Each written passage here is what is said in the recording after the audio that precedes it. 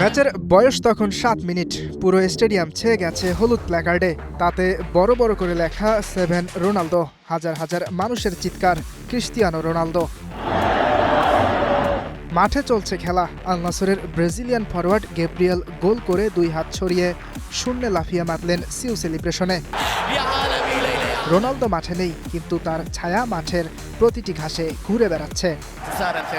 ঘটনা আসলে একটু গোলমেলে, টাকার পাহাড়ের খেলা।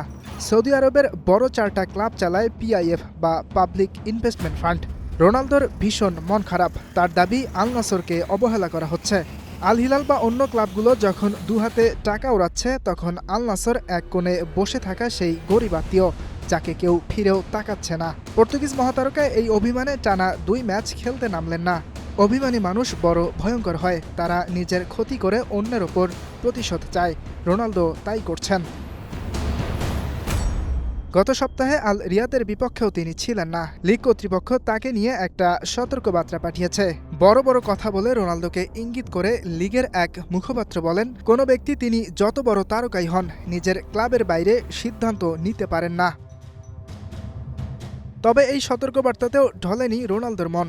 আল ইত্তিহাদের বিপক্ষেও নামেননি খেলতে। তাই আল নাসরের সাবেক রিয়াল তারকার ভবিষ্যৎ হয়ে পড়েছে অনিশ্চিত। যদিও আল নাসরের ভক্ত আর ফুটবলাররা CR7-এর পক্ষে আছেন। ইয়াসির আরাফাত সবুজ, স্টার নিউজ।